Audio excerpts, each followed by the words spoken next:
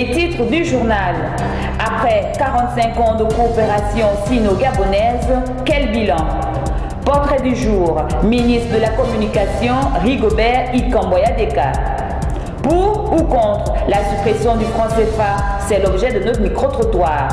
En sport, la Coupe d'Afrique des Nations 2019 est lancée, début des hostilités en direct d'Égypte. À l'international, l'ex-président français Nicolas Sarkozy, bientôt jugé pour corruption et trafic d'influence.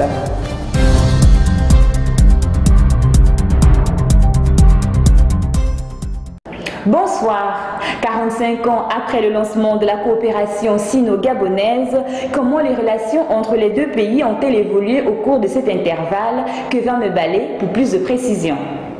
La Chine et le Gabon demeurent deux pays frères depuis belle lurette. C'est soucieux de cela que dans le cadre de sa politique d'ouverture et de diversification, le feu président Omar Bongo Ondimba décidera en 1974 de reconnaître la Chine communiste de Mao Zedong comme un potentiel partenaire.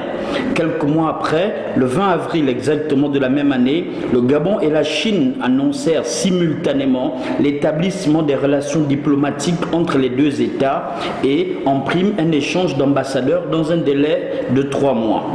L'accroissement des échanges entre le Gabon et la Chine ces 45 dernières années est illustré par une amitié sincère, la confiance de l'estime qui entraîne notamment une coopération dynamique et multiforme entre ces deux pays.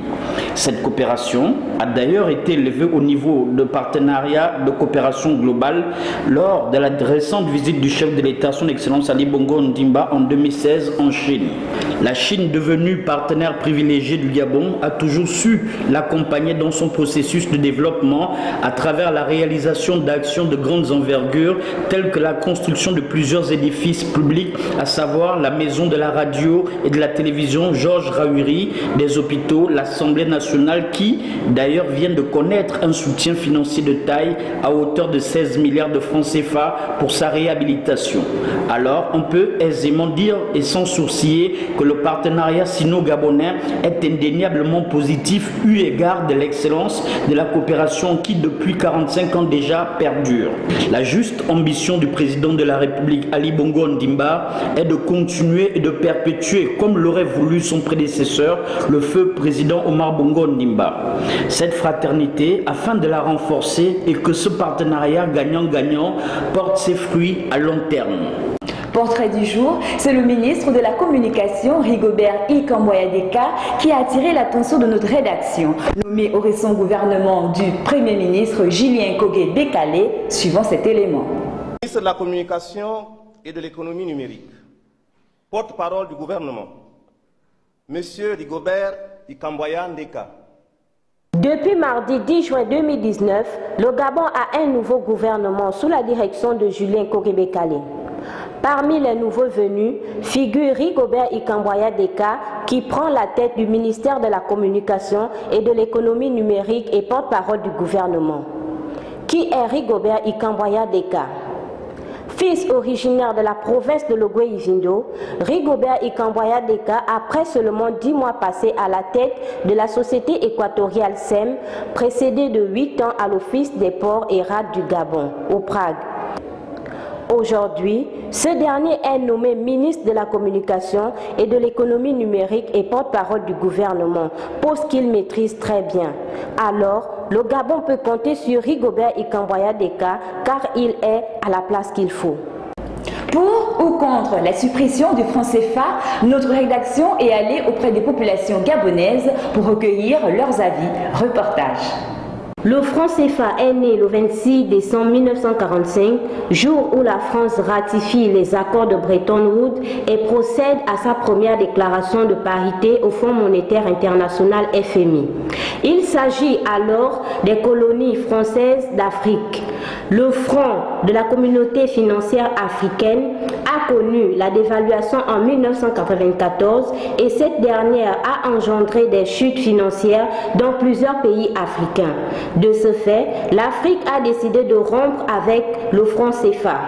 Alors, êtes-vous pour ou contre pour la suppression de cette dernière? être pour ou contre, ça va dépendre d'abord des avantages que nous pouvons avoir.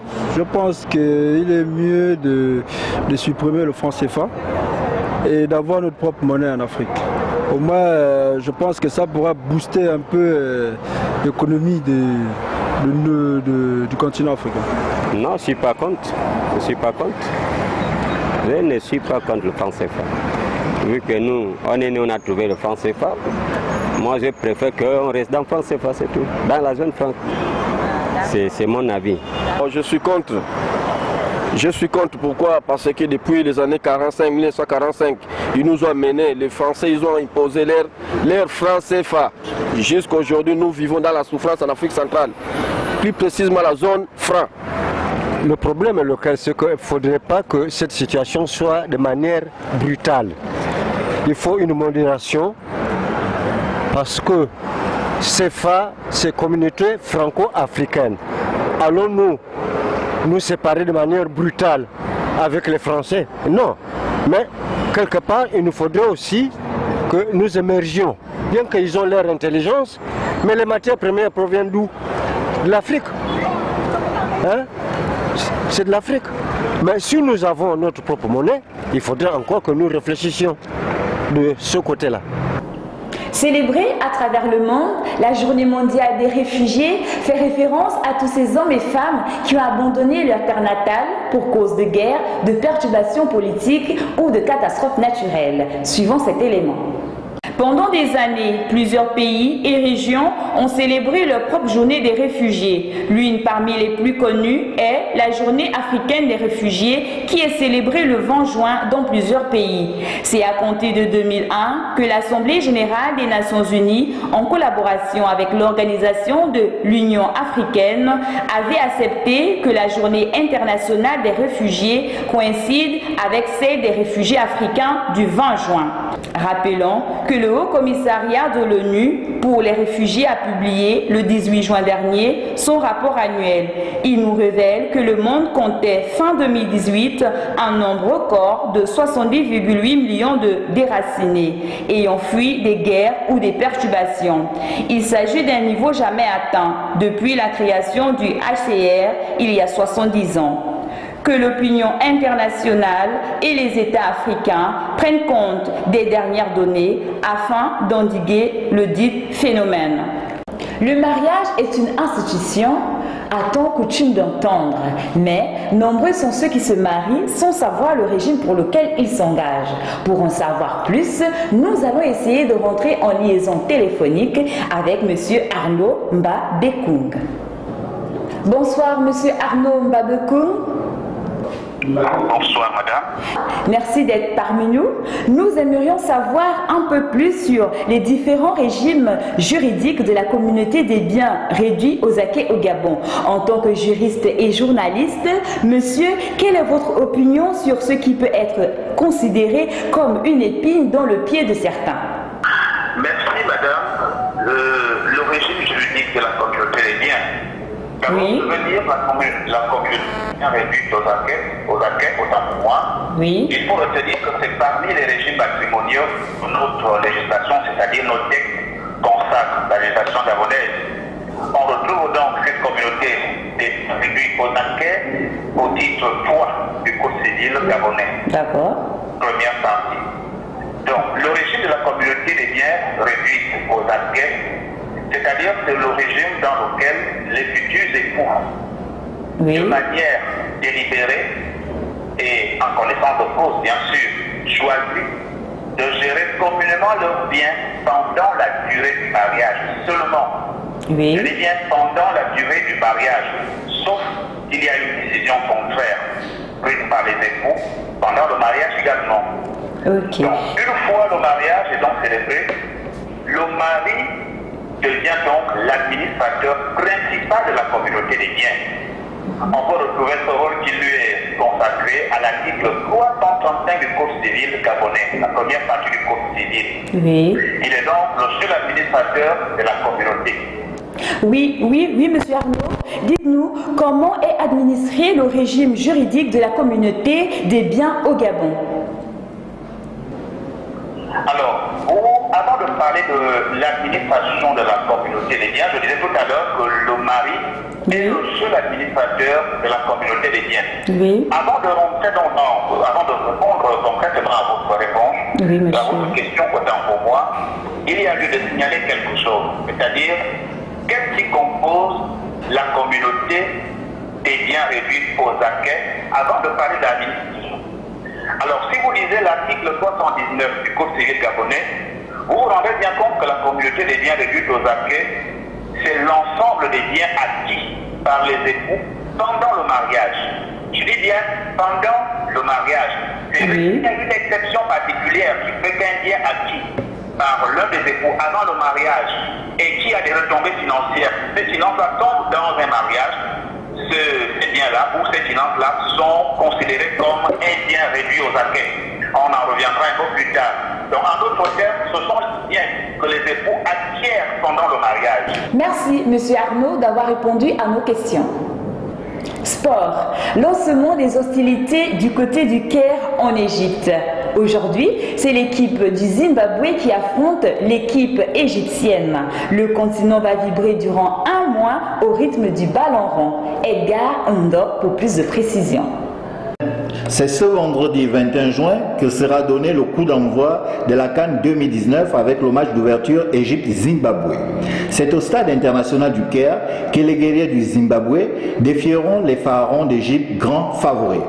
En effet, 7 fois vainqueur de la Coupe d'Afrique des Nations, la tâche s'annonce le moins difficile pour le Zimbabwe qui n'a jamais passé le premier tour. C'est une première dans l'histoire de la France. Un ancien président est conduit en justice. Il s'agit de l'ex-président Nicolas Sarkozy qui est accusé de corruption et de trafic d'influence. Suivons cet élément. Président de la République française de 2007 à 2012, c'est une première dans l'histoire de la France. Un ancien président sera jugé pour corruption. Il s'agit de Nicolas Sarkozy, dont l'affaire dite les écoutes téléphoniques. Nicolas Sarkozy, nous le rappelons, est soupçonné d'avoir tenté d'obtenir, début 2017, via son avocat Thierry Herzog, des informations secrètes auprès d'un haut magistrat, Gilbert Azibert, en échange d'un coup de pouce en faveur de ce dernier. Suite à ces faits, un procès sera ouvert au tribunal correctionnel pour corruption et trafic d'influence. En effet, Nicolas Sarkozy n'échappera pas à la justice. L'homme politique risque la prison, encore plus, perdre sa crédibilité à l'international. Lui, qui pensait avoir quitté le scandale de la scène politique.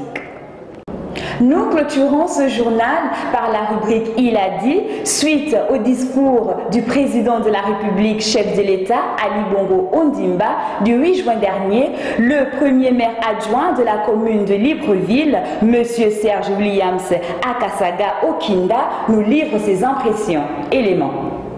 Je tiens à vous remercier pour la mission de récolte d'informations que vous faites.